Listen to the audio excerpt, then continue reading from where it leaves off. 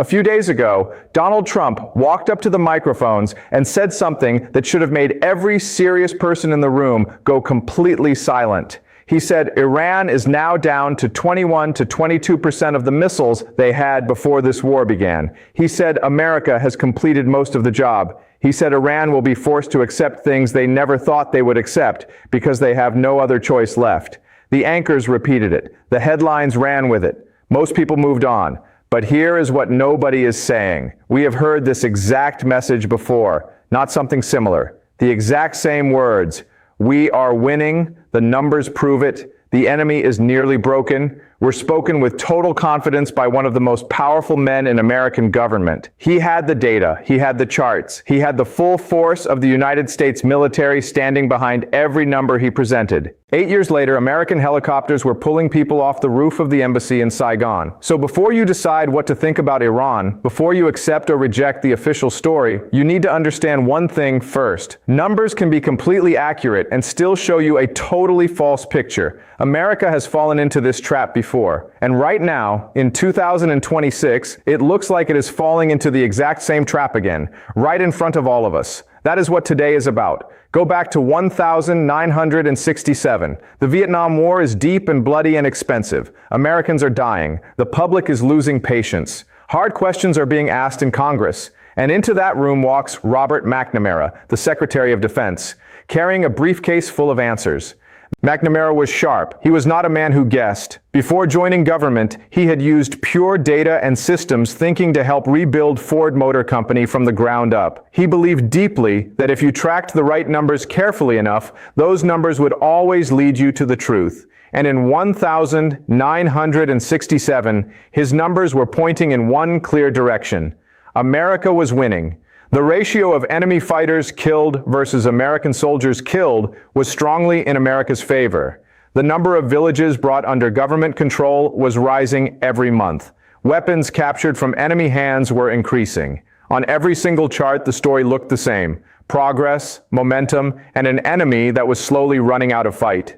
McNamara told Congress that North Vietnamese resistance would collapse within months. He was calm. He was confident. He had the data. But here is what his data could not see. The Viet Cong were not trying to win battles. They were trying to outlast America. The villages marked as secured on his maps were full of people who quietly supported the other side the moment soldiers left. For every weapons cache that got captured, more were moving through underground tunnels that American intelligence had never even found.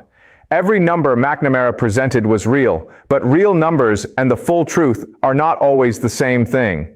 He measured what was easy to count and called it the complete picture. Historians now call this the McNamara fallacy. It is the dangerous habit of believing that what you can measure is all that matters, and that whatever you cannot put on a chart simply does not exist.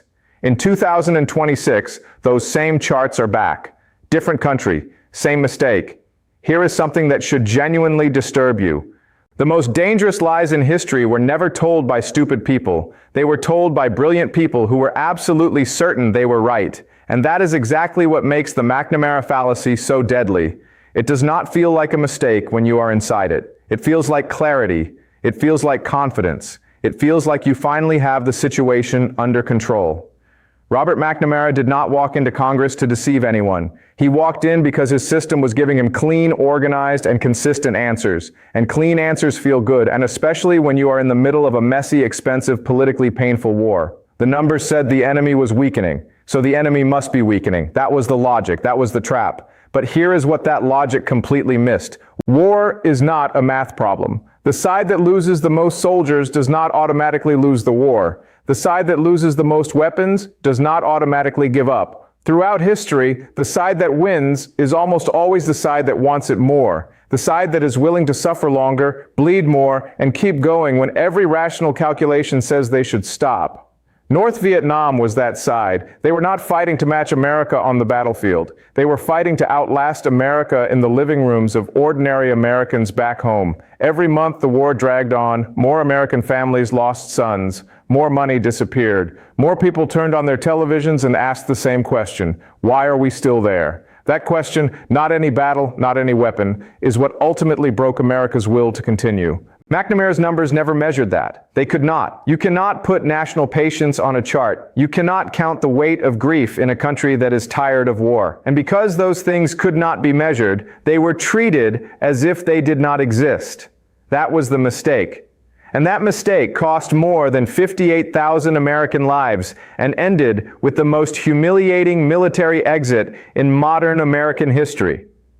Let me show you something that the missile counts and the strike reports are not telling you. When America bombed North Vietnam, it did not bomb a military. It bombed a belief. And beliefs do not show up in damage assessments. They do not appear in satellite images. You cannot measure them with radar. But they are the single most powerful force in any conflict, because a people who believe deeply enough in their cause will rebuild, reorganize, and keep fighting long after every rational calculation says the fight is over. Now look at Iran. Iran is not just a country with missiles. Iran is a country built around an ideology that has been under pressure for over 4 decades.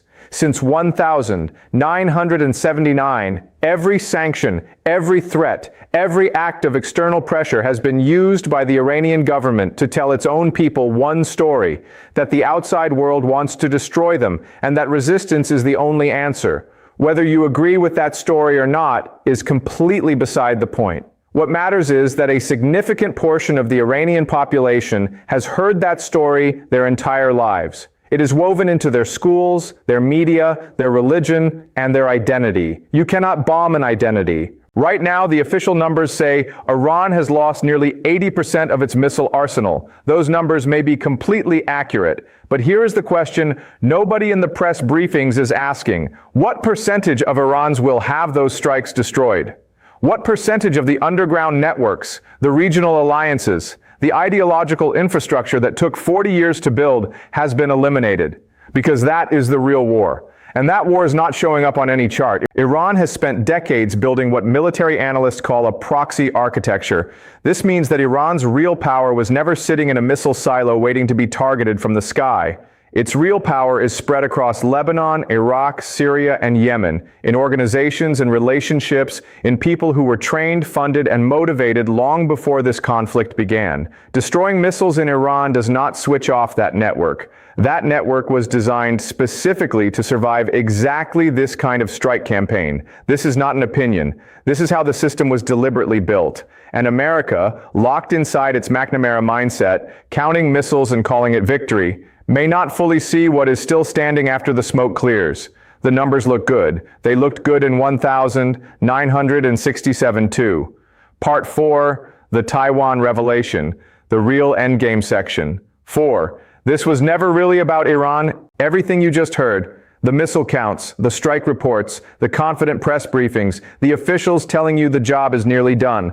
None of it is really about Iran. Iran is the lesson. Taiwan is the exam. Right now, in rooms you will never see, in meetings that will never be reported, Chinese military strategists are watching everything that is happening in this conflict with a level of attention and detail that most people in the West cannot even imagine. They are not watching it as concerned observers. They are watching it as students. They are taking notes. They are running models. They are asking one single question with everything they observe. What does this tell us about how America fights, how America thinks, and most importantly, how America can be beaten? And here is what they are seeing. They are seeing that America measures success in weapons destroyed and territory controlled. They are seeing that America's media, America's public, and America's political system all respond to numbers. And that when the numbers look good, the pressure to ask deeper questions disappears almost completely. They are seeing that America's greatest weakness is not its military strength.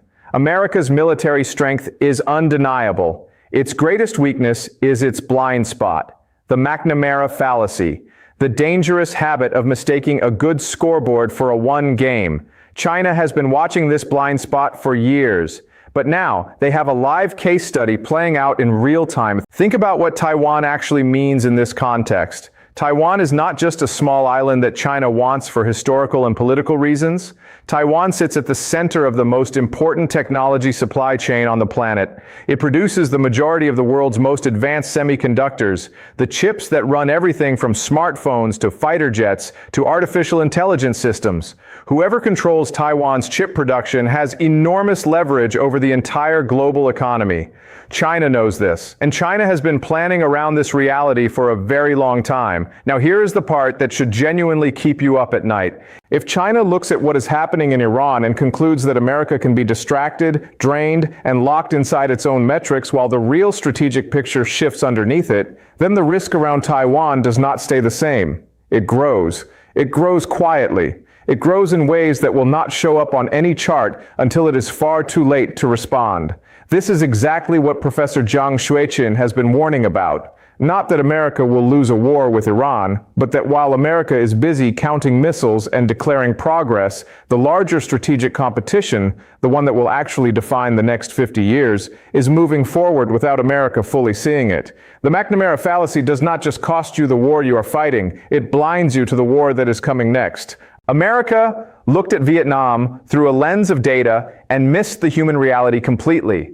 It is looking at Iran through that same lens today. And somewhere in Beijing, very patient and very strategic people are hoping, perhaps counting on, the fact that America will keep looking through that same lens when the conversation finally turns to Taiwan. The missiles in Iran are the distraction. The semiconductor fabs in Taiwan are the prize. And the blind spot that lost America Vietnam, that may be shaping America's understanding of Iran right now, is the same blind spot that could define the outcome of the most important geopolitical contest of the 21st century. See the real picture now, before the helicopters start again.